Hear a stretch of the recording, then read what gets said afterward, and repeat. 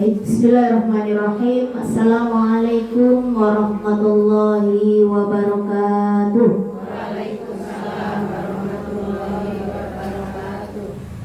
Alhamdulillah wa syukurillah, la hawla wa la quwwata illa billah.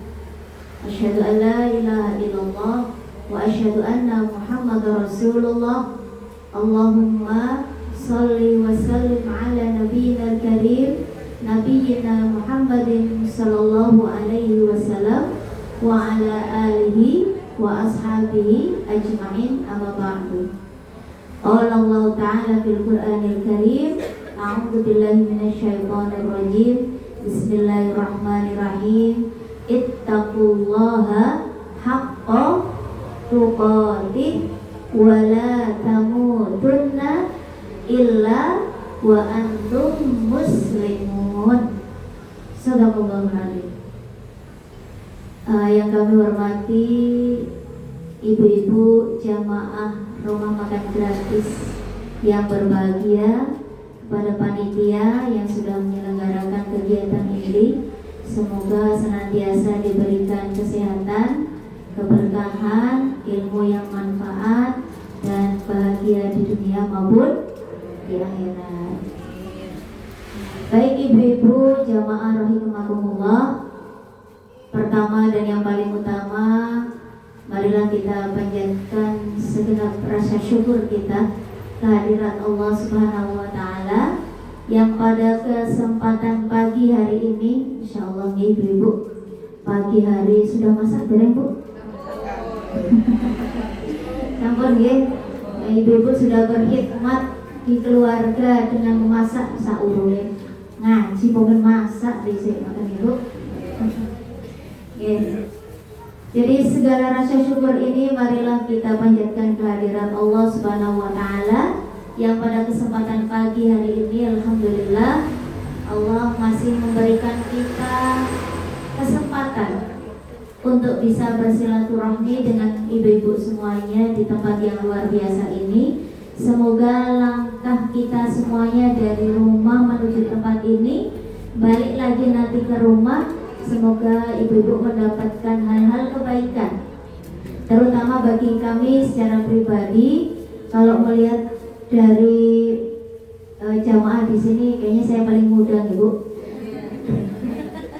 Sok pede nih Bu. Jadi ibu-ibu semuanya, syukur itu harus kita bangun gitu. Syukur itu harus kita bangun, harus diupayakan. Jadi jangan sampai kita sebagai hamba Allah yang mengaku beriman itu tidak pandai dalam bersyukur. Maka ini kesyukuran yang luar biasa. Ketika Allah menitipkan nikmat sehat, sempat bisa bersilaturahmi, bisa bermuajahah dengan ibu-ibu semuanya. Ada sebagian yang sudah saya kenal, ada yang belum.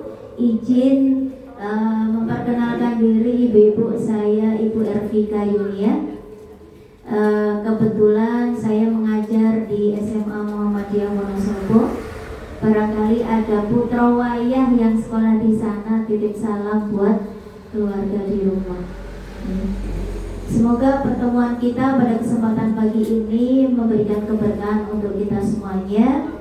Dan ada hal-hal yang baik, ada hal-hal yang bermanfaat yang bisa kita renungkan bersama. Terutama bagaimana kita bisa menerima setiap harinya dalam kehidupan kita ini untuk bisa semakin dekat dengan Allah. Kemudian kedua kalinya sholawat dan salam tak lupa marilah senantiasa kita haturkan segenap rasa cinta kita kepada suri teladan kita Nabiullah Nabi Muhammad Sallallahu Alaihi Wasallam. Semoga kita termasuk umatnya yang senantiasa menghidup-hidupkan sunnahnya, bertolabul ilmi, bersilaturahmi, kemudian saling tawasau bil haq, tawasau bis sabar, selalu mengingat malah sholihan targhoh. Jadi mau mengamalkan, melakukan hal-hal yang diridhoi oleh Allah. Banyak bapak ibu-ibu, bapak bapaknya cuma satu. Oh, di belakang ada. Wah, suami saya termasuk di dalamnya. Jadi ibu-ibu, usia 40 tahun ini menjadi peringatan, menjadi warning untuk kita. Kita bisa melihat sukses dan tidaknya kita adalah ketika kita mulai di usia 40 tahun. Maka kalau 40 tahun kehidupan kita semakin lebih baik, maka insya Allah kedepannya akan lebih baik. Tapi kalau di usia 40 tahun kita masih duniawi banget, maka istilahnya masih rumput dunia banget, maka berarti itu yang harus kita evaluasi. Maka ibu-ibu semuanya, seperti yang sudah disampaikan mungkin di flyer barangkali, tema kita hari ini adalah belajar menerima takdir. Belajar menerima ketentuan dari Allah. Ibu-ibu pernah dikasih sakit? Pernah dikasih kebahagiaan? Pernah, banyak banget ibu. Maka semua yang Allah berikan itu adalah takdir yang harus kita terima. Maka tinggal kita ini bagaimana mensikapinya. Itu yang paling penting. Maka sebelum kita belajar tentang takdir, ibu-ibu, mari kita mencoba untuk memahami konsep kehidupan yang kita alami sekarang ini.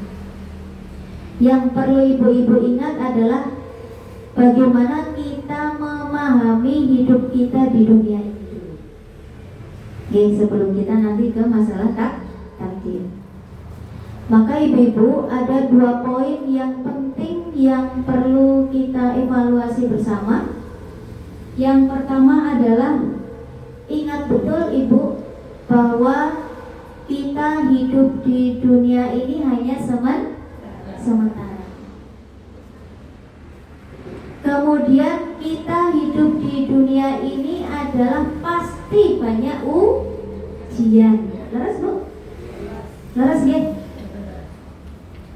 Maka ketika manusia mendapatkan ujian, karena ini penting sekali. Kalau di bangku sekolah itu, kalau siswa ada waktunya nanti masa-masa ujian. Ujian itu untuk apa? Ya, menaikkan derajat diantaranya. Untuk menilai kemampuan kita itu sebetulnya sejauh mana ketika kita mampu menghadapi setiap ujian. Dan dunia ini, kehidupan ini adalah tempat ujian. Jadi nggak ada orang yang hidup di dunia itu tidak ada ujiannya, itu nggak ada. Terus bu? Terus.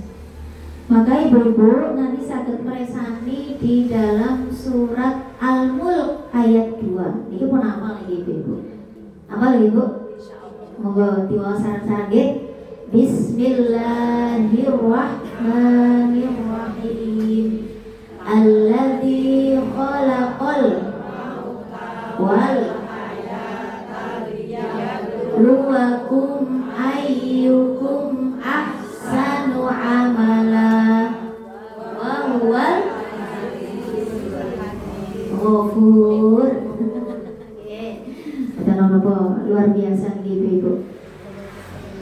Surat Al-Mulk ayat 2. Bahwasannya Allah lah yang telah menciptakan al-maut wal hayat, kematian dan kehidupan.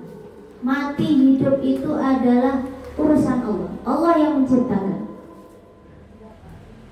Untuk apa Allah itu menciptakan kematian dan kehidupan?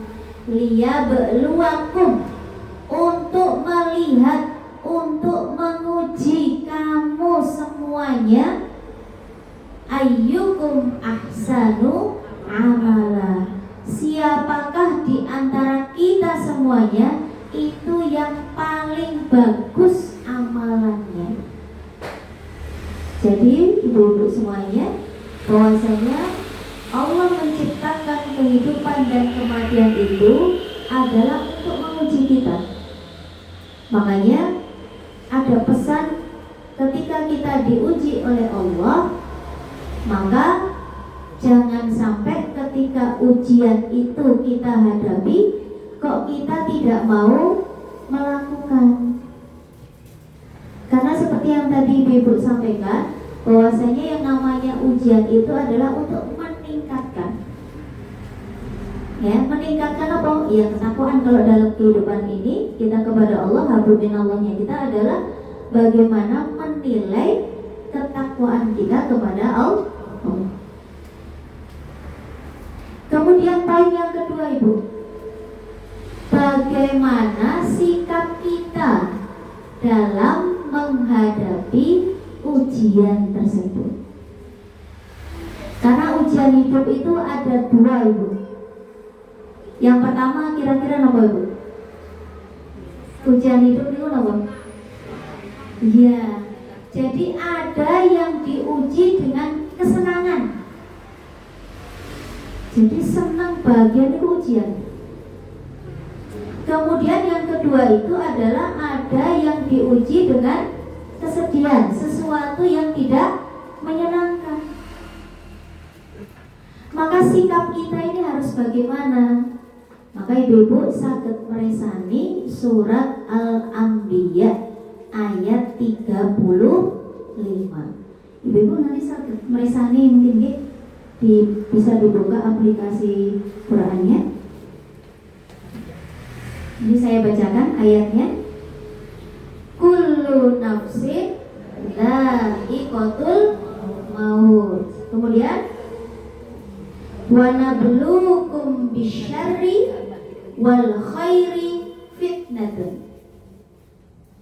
Kemudian wa ilaina turja'un. Maka setiap jiwa itu pasti akan mati. Setiap yang bernyawa, baik itu manusia atau makhluk-makhluk yang lainnya, pasti suatu saat nanti dia akan mati, akan kembali kepada Allah. Untuk apa Allah itu menciptakan mati dan hidupnya makhluk? Napa, Bu?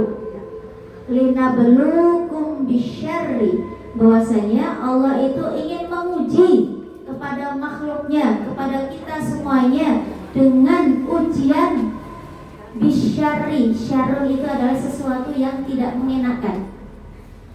Ujian hal yang mungkin tidak disukai oleh makhluk, yaitu berupa hal-hal yang mungkin tidak menyenangkan, hal-hal yang buruk, yang pasti ada kalanya manusia itu akan menerima ujian itu. Contoh, kematian. Jadi ini cerita sedikit nih, ibu-ibu. Beberapa waktu yang lalu Allah memberikan nikmat kepada kami berupa orang tua kami meninggal. Ketika meninggal itulah bagaimana sikap keluarganya, kan orang itu. Apakah mereka ridho dengan yang Allah berikan, atau justru kita protes kepada? Maka itu poin penting yang harus menjadi muhasabah, menjadi evaluasi buat kita semuanya, bahwasanya yang namanya ujian itu tidak hanya ujian berupa keburukan saja.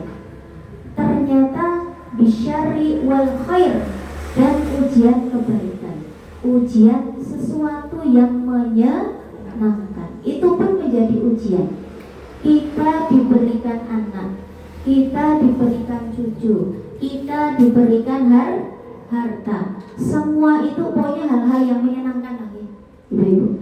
Semua itu menjadikan ujian bagi kita. Nambah syukur atau nambah kufur.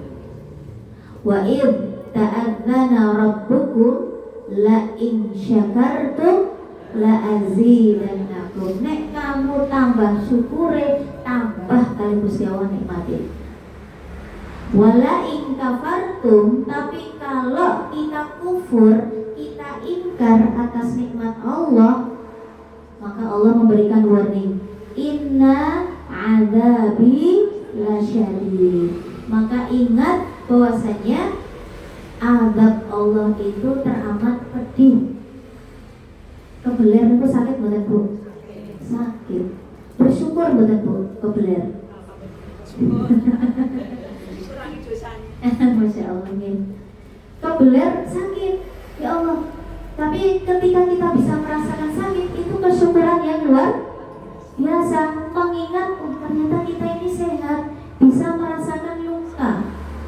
Laras Bu? Laras nih? Laras. Maka itulah pentingnya ketika manusia itu diuji adalah untuk mengangkat derajat manusia. Maka bagaimana menyikapi ujian-ujian inilah yang paling penting. Maka kalau dalam ujian itu kadang ini yang menjadi evaluasi kita adalah ketika kita diberi ujian, ada sebagian orang menerima ujian itu, menghadapi ujian itu dengan sebaik-baiknya, tidak menyalahkan siapapun. Tapi ada juga sebagian manusia itu yang tidak menerima, tidak ridho, bahkan menyalahkan. Nah, kami mengajar anak di SMA gitu. Jadi ketika ujian, begitu keluar ujian, itu anak-anak ada yang protes. Bu, soalnya ngerti pokoknya panjang kali lebar. Maka dalam hal kehidupan, ketika Allah menguji kita, maka kita jangan sampai menyalahkan Allah, karena Allah yang memberikan ujian gitu. Terus Bu, ketika Allah memberikan ujian, yang salah itu yang mana? Yang salah itu ketika kita tidak bisa menjawab soal-soal ujian itu dengan benar. Maka yang disalahkan adalah diri kita. Kenapa kita tidak bisa menerima, tidak bisa mengerjakan setiap ujian? Itu yang mungkin selama ini kadang kita lupa, bahwa yang memberikan ujian itu adalah Allah. Maka ketika seseorang mampu menghadapi ujian, maka dia akan lolos dari ujian Allah, sehingga Allah memberikan derajat ditingkatkan. Maka mendapatkan kemuliaan-kemuliaan dari Allah ketika seseorang atau ketika manusia itu mampu menghadapi ujian. Maka ibu-ibu, ada pesan yang tersirat dari yang tadi kami sampaikan itu adalah, ini saya bacakan Bu. Seberat apapun ujian yang kita hadapi, jangan sampai kita terlalu dalam merasakan sakitnya sesuatu yang kita hadapi dari ujian itu. Contoh gitu, ketika kita disakiti oleh orang, pernah Bu? Misalnya kita bersinggungan dengan tetangga, dengan orang lain, dengan teman, itu kan sesuatu yang bisa saja terjadi. Maka ketika kita bisa bersabar dengan orang-orang yang membenci kita, kemudian segera move on, bahasanya anak sekarang itu segera move on, segera hijrah dari perasaan sakit untuk bisa menerima, itu maka akan mendatangkan kebahagiaan. Itu akan lolos ujian. Tapi kalau kita merasakan betul rasa sakit yang kita rasakan karena dari misalnya rasa sakit hati orang lain kepada kita, kemudian kita jero kali ngerasa ya Allah, itu malah justru membuat kita semakin terpuruk. Lalu Bu, pernah Bu? Saya pernah soalnya Bu, membantu orang malah kependung, ngomong bahasa nih. Nolong kependung, tadi itu bahasanya, bahasa mudanya. Nolongi malah kependung, berkorban malah jadi korban, ngoten itu. Sakitnya di mana-mana. Betul Bu? Tidak hanya di sini, ya di sini, kabeh nih Bu. Lihat orangnya aja sampai itu kalau kita pendam, kalau kita istilahnya? Kita rasakan terus, tidak segera kita move on, tidak segera kita hijrah dari rasa sakit hati, kemudian kita tidak segera untuk mengobati, itu akan menjadikan diri kita jadi nggak bahagia. Rugi sendiri lah rasanya. Oke, karena untuk memaafkan itu kan proses ya Bu. Karena memang butuh belajar nih memaafkan orang lain. Apalagi memaafkan orang lain dan kita dimaafkan oleh orang lain, itu kan berproses. Tidak bisa kemudian ada yang yo tak maafin ning jero ni ati kan isih nyimpen itu. Lah niki sing menjadi napa nggih pengingat buat kita. Jadi ketika kita kok mengalami sesuatu yang tidak menyenangkan, maka jangan berlarut-larut kita simpan di hati terlalu lama. Karena apa? Itu menjadikan kita tidak bahagia. Kemudian pesan berikutnya Bu, dunia ini hanya sementara. Dunia itu bukan tempat tinggal, tetapi tempat meninggalnya kita. Terus Bu? Maka jangan sampai kehidupan kita ini hanya tujuannya untuk dunia saja. Karena yang namanya mati itu bukanlah akhir dari kehidupan. Justru kematian itu adalah awal kehidupan kita di kampung yang sebenarnya, yaitu kampung akhirat. Maka selama kita hidup, jangan sampai kita tidak punya bekal apapun. Ibarat penyelam itu. Mungkin ini pernah disampaikan oleh beberapa ustadz yang pernah mengisinya. Jadi manusia itu ketika hidup di dunia, dunia itu bagikan lautan. Ketika kita menyelam, kita akan melihat bermacam-macam kehidupan di laut. Kalau kita melihat di televisi kok, kerangnya api-api Bu. Ikannya itu berwarna-warni, ada yang kecil, ada yang besar, ada yang macam-macam bentuknya, itu kan indah ya Bu. Sementara kita menyelam itu kan tidak selamanya ya. Karena suatu saat kita harus mentas. Harus apa?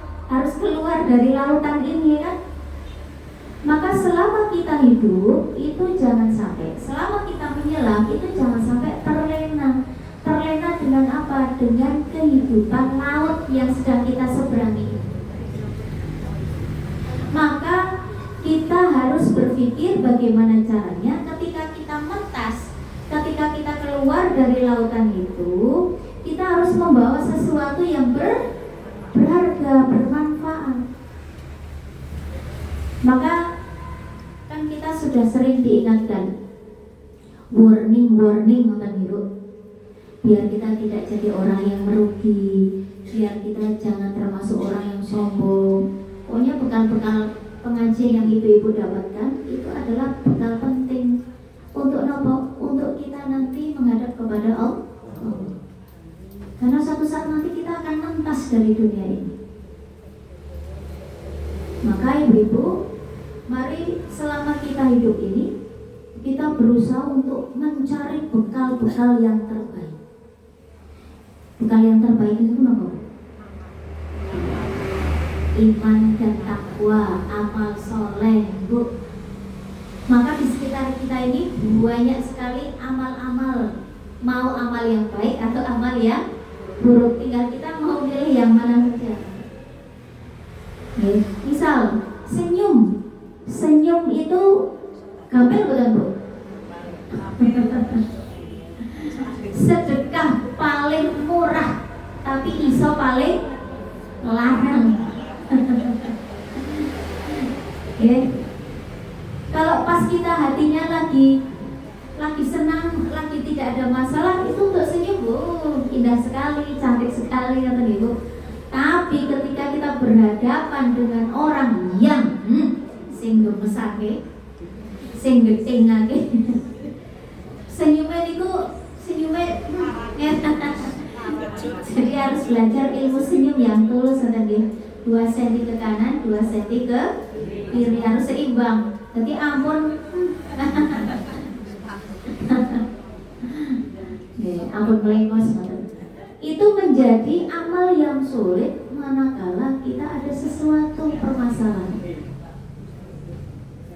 Jadi ibu termasuk niat ketika kita belajar. Maka belajar ini untuk apa? Jangan sampai lah orang kepenak yo dijak kok orang bilang itu ampun. Karena mengaji itu adalah kebutuhan kita. Kebutuhan kita. Sehingga ketika kita butuh maka itu akan diupayakan semaksimal mungkin untuk kita bisa mendapatkan. Maka indahnya kita dalam berislam itu kita selalu diingatkan tawasau bil haq, tawasau bis sabr. Jadi ketika disampaikan tentang kebenaran, hal-hal yang memang terjadi di sekeliling kita, ketika kok pas ngepasi ngoten Bu, pas ngepasi ya Allah, kok nyongkimen ya misalnya gitu. Maka watawasau bis sabr, kudu sabar. Jadi jangan sampai keluar dari ngaji Allah yakin dipa itu terus, Allah disender terus yuk bosan ngaji. Jadi konsisten. Maka memang penting rasanya kita menghadiri majelis taklim. Untuk nopo? Ya untuk ngecas lah. Ibarat HP itu sering dipakai, suatu saat dia akan lobet, baterai ini mentek. Berarti kan kudu dicas. Ampun nganti kan teane kerap kentean ale ngangkat niku cok. Rabi. Lah nggih masyaallah. Apa meneh nek ngantos baterainya pun dilebang diwangi. Jadi pun boten cukup istilah nggih. Nah, ini yang memang kita harus waspadai bersama. Maka ibu-ibu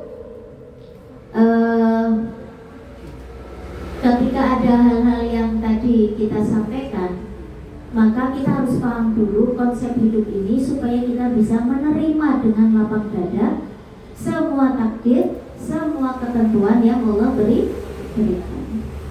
Maka yang perlu ibu-ibu pahami adalah ada sikap-sikap yang harus kita miliki ketika kita untuk ridho belajar menerima ketentuan dari Allah. Itu ada 4 sikap yang bisa kita upayakan. Sikap yang pertama, kinan-kinan apa Bu? Ketika kita banyak ujian, banyak tantangan, banyak kendala, berarti yang pertama itu adalah harus memiliki sikap ikhlas. Ikhlas itu apa Bu? Menerima ketentuan Allah dengan lapang dada. Dada ini kudu dilapangkan Bu. Nek sempit rasanya kan nyesek nih kok. Maka menyandarkan ikhlas itu menyandarkan segala sesuatu yang Allah berikan kepada kita itu dengan tulus, dengan berlapang dada menerima segala ketentuan dari Allah. Lapang dada, itu ikhlas. Termasuk dalam kita berislam, dalam kita beriktikad, dalam kita berakidah kepada Allah itu harus ikhlas. Makanya kenapa qul huwallahu ahad kok suratnya bukan surat Ahad atau surat As-Somad atau surat apa? Kok namanya surat Al-Ikhlas? Mana kata ikhlasnya di dalam surat tersebut? Karena ternyata kita harus yakin ikhlas temenan ketika kita mengesahkan Allah. Qul, katakanlah huwallahu ahad, bahwasanya Allah itu adalah yang Maha Esa, tidak ada bandingannya, tidak ada yang menyamai Allah. Karena Allah adalah pencipta, makhluk itu adalah ciptaan. Maka jangan sampai iman kita ini bercampur baur dengan hal-hal kemusyrikan. Itu harus ikhlas. Allahus Samad, Allah adalah tempat kita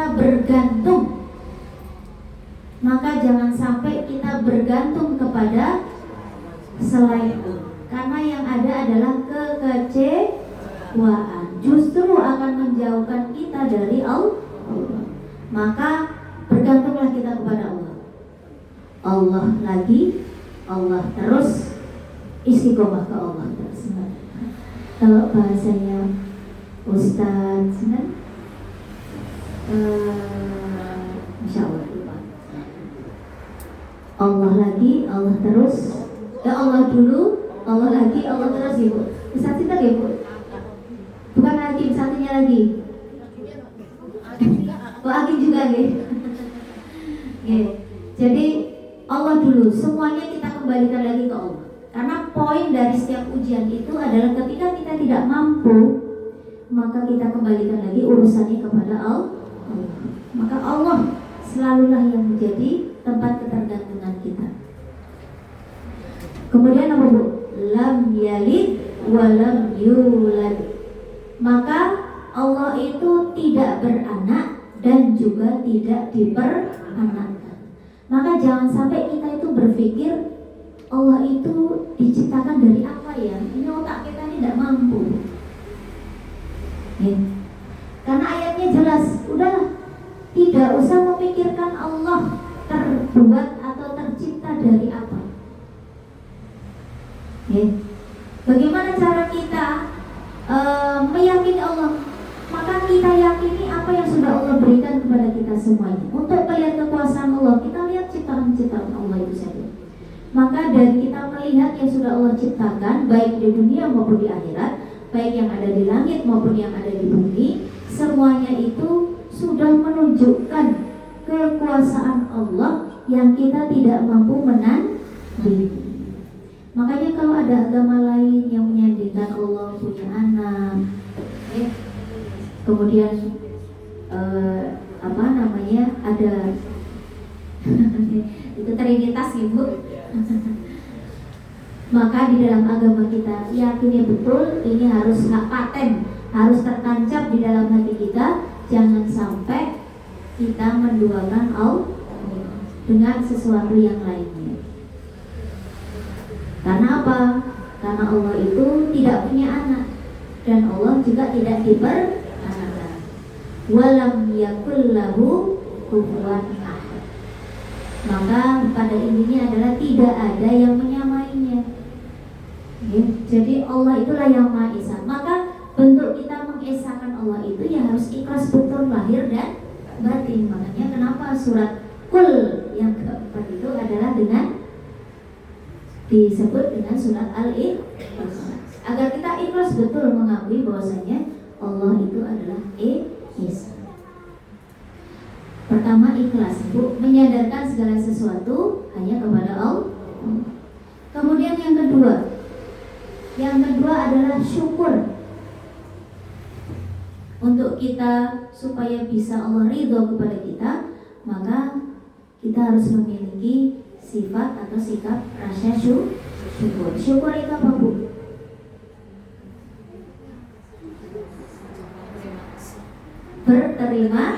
Berterima kasih kepada siapa, Bu? Kepada Allah atas nikmat yang sudah Allah berikan, baik itu nikmat yang menyenangkan maupun yang tidak menyenangkan. Bisa jadi Allah memberikan sesuatu yang tidak menyenangkan kepada kita, itu justru yang terbaik di sisi Allah. Ya, ini yang kadang kurang dipahami oleh manusia.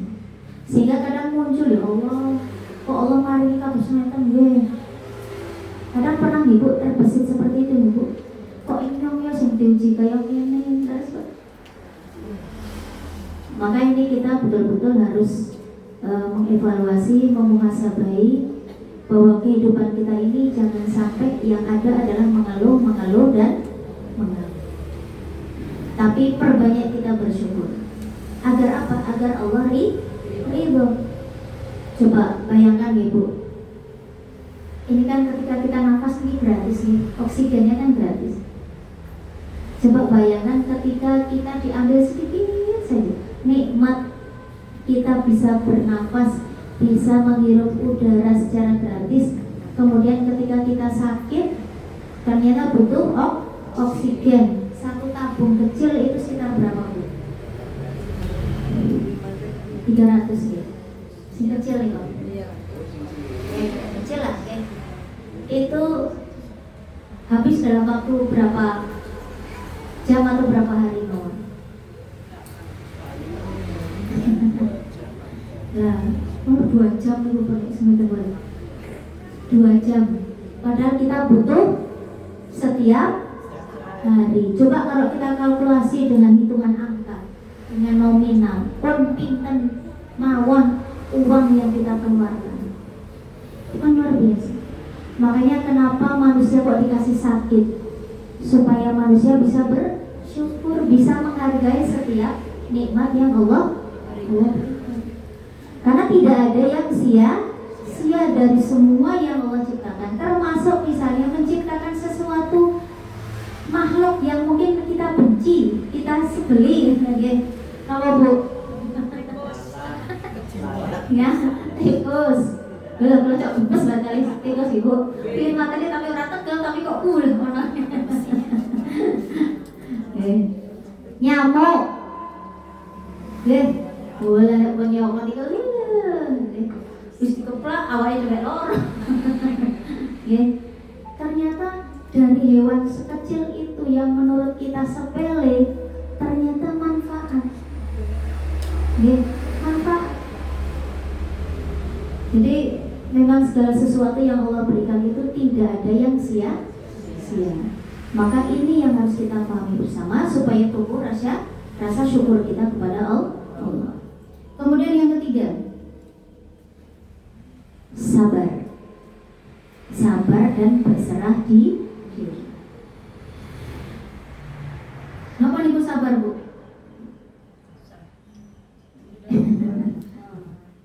Sabar. Gampang deh ngomong sabar, sing lakoni. Sabar itu apa Bu? Menerima, bisa menahan diri ketika ada orang yang menyakiti. Nah kalau kita kemudian kok membalas dengan sama-sama menyakiti, berarti kita nggak ada bedanya. Berarti tidak ada sabar di sini. sabar kan batasnya. Itu. Laras Bu, sabar ada batasnya? Oh tidak ada guys. Oh, sampai mati. Sabar terus ngoten Ibu. Insyaallah. Sabar dan berserah diri. Maka ketika ada orang yang sedang tertimpa musibah, kemudian kita mendoakan, kemudian memberikan kalimat-kalimat yang baik untuk memotivasi, salah satunya adalah kata sabar. Terasa ringan kita ucapkan. Bagi yang menerima itu perjuangan luar biasa. Maka memang harus diupayakan. Untuk apa? Ya agar kita lolos dari ujian itu. Jadi jangan sampai nanti kita tidak memiliki sikap-sikap semacam itu. Ya ini harus belajar. Memang susah, sulit. Kalau kita memburu nafsu kita sendiri, mungkin kehidupan kita seperti apa gitu. Nah, keberungsung, panik, berusaha, terus nggak ada tenangnya. Maka ketika kita bisa ikhlas, kemudian bisa syukur, kemudian bisa sabar, kemudian berserah diri kepada Allah, tawakal, menyerahkan segala sesuatunya kepada Allah setelah kita berikhtiar, setelah kita berusaha semaksimal mungkin, maka hasilnya adalah serahkan kepada Allah. Maka hasil yang terbaik itu adalah apapun keputusan yang Allah berikan. Itulah yang terbaik. Itulah yang terbaik. Maka kita jangan sampai belum usaha sudah menyerah. Potong kasarung kan gitu. Ya, memang tipikal manusia itu kan macam-macam Ibu. Ada yang sabar pun, sing belas orang sabar kan gitu. Pokoknya macam-macam lah. Kita bisa menilai bagaimana orang yang sabar, bagaimana orang yang nggak sabar, itu bisa kita nilai sendiri. Kemudian efek dari kesabaran itu seperti apa? Kalau nggak sabar itu bagaimana? Itu kita bisa melihat sendiri. Makanya penting sekali ketika dalam menghadapi setiap ujian itu jangan sampai kita tidak memiliki sifat-sifat. Kemudian yang keempat, ridho.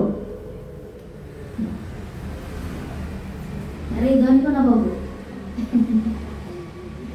Oh, ridho Roma.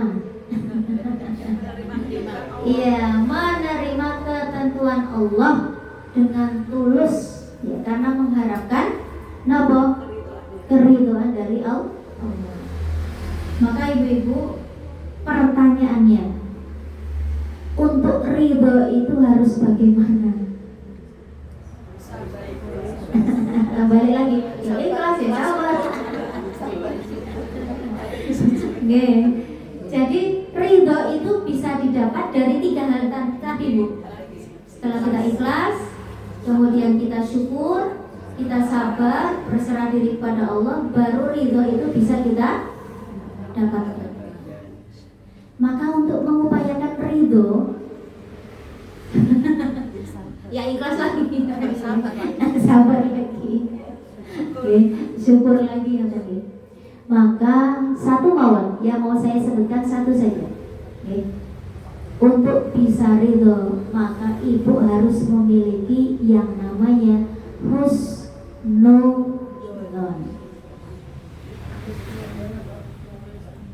Husnudon kepada siapa, Bu? Kepada Allah. Husnudon kepada Allah niku harus.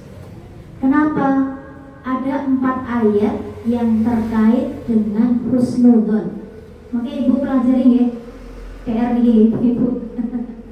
Yang pertama, ibu saged bika surat Al-Baqarah ayat 216. Itu yang pertama. Kemudian yang kedua, surat Al-Baqarah lagi ayat 286. Ayat terakhir itu di dalam surat Al-Baqarah. Ayatnya berapa, Bu? Niki apa mencepal lagi? La yukallifullahu nafsan. Niku apa insyaallah ya. Kemudian yang ketiga, surat Al-Insyirah, Alam Nasrah niku nggih. Ayat 5 sampai 6 itu diulang 2 kali, dikuatkan oleh Allah 2 kali. Nama Bu ayatnya, Bu? Inna ma'al usri yusra wa inna ma'al usri yusra. 2 kali disebutkan. Ya, ayat 5 dan 6. Kemudian yang keempat, surat Ar-Ra'd ayat 28. Jadi ayat-ayat tadi yang kita sebutkan itu adalah ayat-ayat untuk kita bisa belajar husnudon kepada Allah. Yang di ayat 216 dari surat Al-Baqarah ini berkaitan dengan apa, Bu? Bahwasannya ketentuan Allah, keputusan Allah itulah yang terbaik. Misalnya nih, saya berencana ingin pergi ke suatu tempat.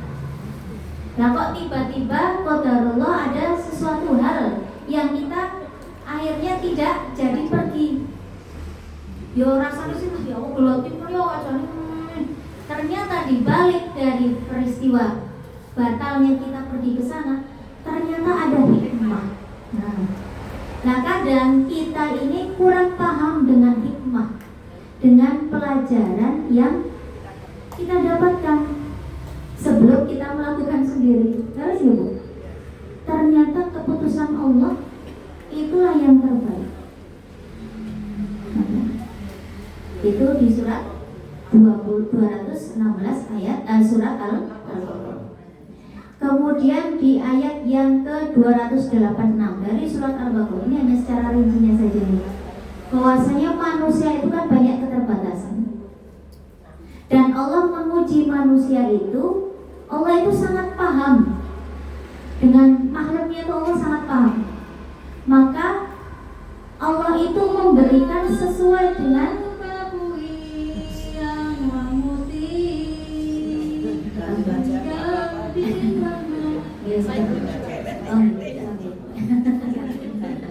kadosin ini kok dirambu-rambu nih. Sampai jam berapa? Sampai jam 9 nih. Jam berapa ini? Oh, 10 menit lagi ya, Bu. Kadosin pada tidak pekan nih kadosin. Masya Allah. Secara sekilas mohon Ibu. Jadi Ibu, Allah itu sangat paham apa yang kita butuhkan. Maka ketika kita berdoa itu, ya Allah, cukupilah kebutuhan kami. Bukan penuhilah atau cukupilah keinginan kami, tapi kebutuhan. Makanya Allah memberikan itu sesuai dengan kemampuan manusia. Makanya doanya kan la yukallifullahu nafsan illa wus'aha. Allah itu tidak akan membebani manusia, makhluknya itu di luar batas kemampuannya. Maka ibu-ibu ketika diuji sesuatu kok rasanya kok abot, maka kita harus nudon sama Allah. Terus nudonnya berikut, oh Allah memberikan ujian ini pasti Allah bahwasanya Allah itu memang kita ini kuat, kita ini mampu menghadapi ujian itu. Ini yang harus ditumbuhkan. Sehingga apa? Kita berusaha untuk bisa menyelesaikan permasalahan itu. Jadi jangan sampai merasa ya Allah yang paling susah saat dunia, boleh ya? Nggak ada ya seperti itu ya, Bu. Nggak ada. Maka kita banyak belajar dari orang-orang yang terdahulu. Para nabi itu susahnya seperti apa, Bu? Permasalahannya itu seperti apa? Kita belum ada bandingannya. Maka kita bisa berkaca dari orang-orang terdahulu. Ketika mereka mendapatkan permasalahan, maka mereka berupaya, tidak ada yang namanya putus asa. Dan kita menyadari betul bahwa manusia itu banyak salah hilafnya. Ketika melakukan sesuatu, menyadari banyak salahnya, banyak hilafnya. Maka di situ ada doa lagi nih, Bu. Rabbana la tu'akhidna in nasina au akhtana. Ya Allah, ampuni kami kalau kami ini banyak salah mungkin. Oh, sampai akhir nih. Maka yang di akhir itu adalah kita mohon pengampunan dari Allah, minta kasih sayangnya Allah. Kemudian di dalam surat Al-Insyirah, inna ma'al usri yusra. Ibu percaya bukan? Nah, ketika banyak kesulitan yang mengelilingi kita, pasti ada jalan kemudahan di antara kesulitan-kesulitan. Pas lagi mentok-mentok ini, Bu, syaratnya satu, kembalikan semuanya kepada Allah. Syaratnya ini kemauan. Husnudon itu lagi. Maka Allah pasti akan memberikan jalan keluar yang tidak kita sangka-sangka. Itu pasti, Bu. Lagi kalut-kalutnya ya Allah, doyak Allah ini utami merana. Ketika kita berpasrah kepada Allah, ya Allah berikan jalan keluarnya. Dikala itulah pasti, bahkan sampai Allah ulang 2 kali, inna ma'al usri yusra wa inna ma'al usri yusra. Maka sesungguhnya di dalam kesulitan-kesulitan itu Allah kasih solusi, Allah kasih jalan keluar. Maka yakin atau tidak? Nah, husnudonlah kepada Allah. Jadi jangan sampai menganggap ya Allah yang paling susah sedunia, ya Allah Gusti Allah adil. Jangan sampai seperti itu. Kemudian di dalam surat Al-Baqarah Ar-Ra'd ayat 28. Nah, ini PR-nya Ibu nanti dibaca. Maka satu saja dulu. Nanti barangkali bisa ketemu lagi dengan Ibu nanti berlanjut dulu. Untuk ridho, maka husnudon kepada Allah. Kemudian yang terakhir, maka ibu-ibu semuanya, maka yang namanya takdir itu kan ketentuan Allah ya. Maka ketentuan Allah itu sebetulnya berasal dari kita sendiri. Maka takdir itu bisa dikatakan sebagai pilihan hidup. Ibu mau baik atau buruk itu tergantung ibu. Maka ketika ibu berusaha untuk sebaik mungkin, maka ketetapan Allah adalah ibu akan jadi orang baik. Tapi manakala kemudian kita kok tidak menganggap bahwa diri kita ini kok buruk, yang kita pilih adalah jalan keburukan, bisa jadi ketetapan kita adalah menjadi orang yang buruk.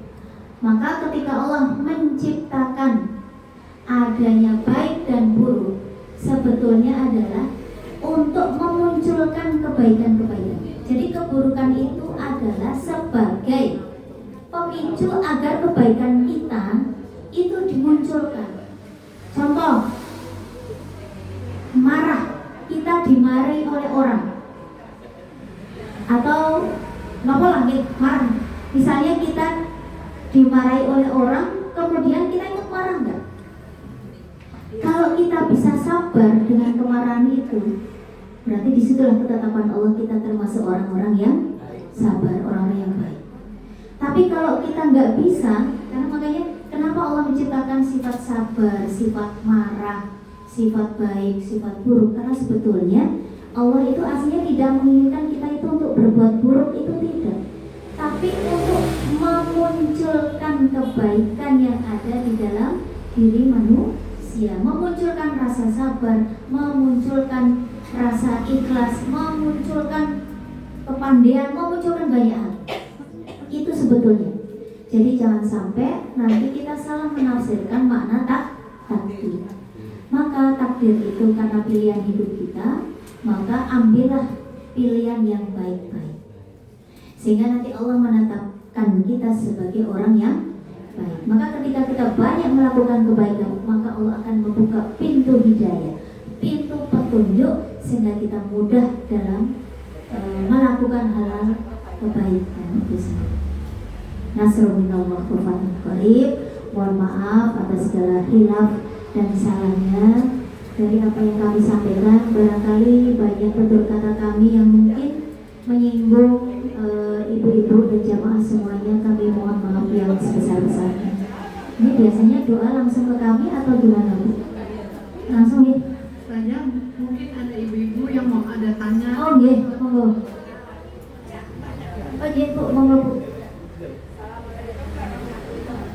Apa yang tadi diterangkan jelas ya, tapi seandainya saya selalu disuruh sama orang itu dimarahi, tapi kita tidak menjawab istighfar gitu ya. Tapi kalau ketemu nyerang lagi gimana?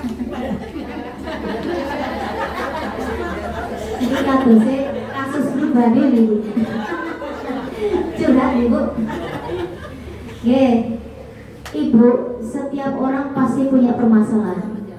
Oke, seperti yang tadi kami sampaikan, bahwasanya ketika Ibu ridho diserang habis-habisan, yang pertama adalah husnudon dari Ibu.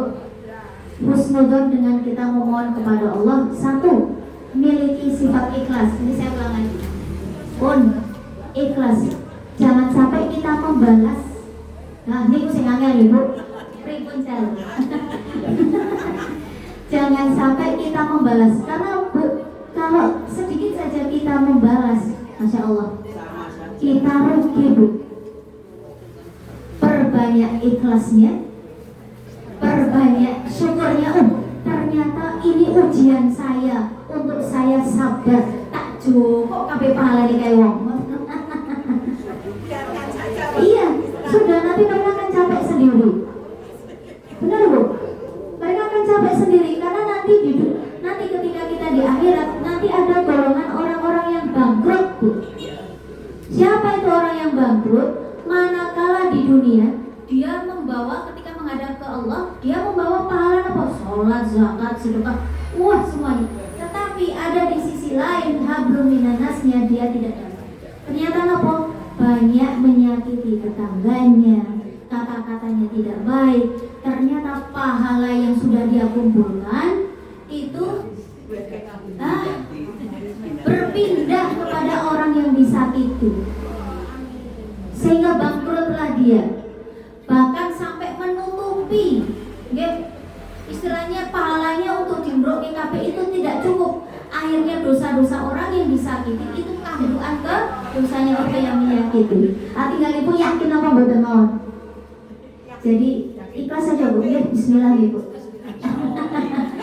Yang penting bergantung kepada Allah. Sudahlah, kita nggak mampu membalas, karena kalau kita yang membalas nanti yang jadinya adalah sakit hati. Ikut sakit hati bu, karena saya sudah pernah merasakan itu.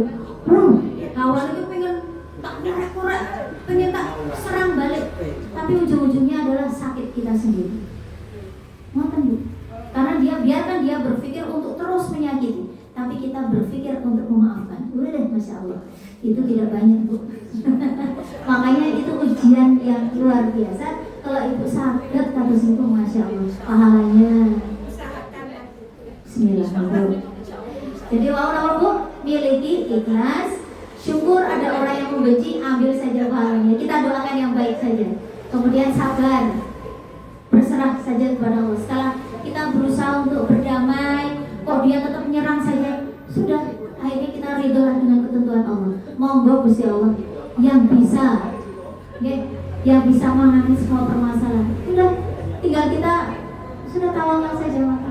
Ya, apa yang bisa kita upayakan secara lahiriah dengan jalur yang benar, monggo dilaksanakan. Tetap kita misalnya butuh orang ketiga, ya kita butuh untuk mediasi.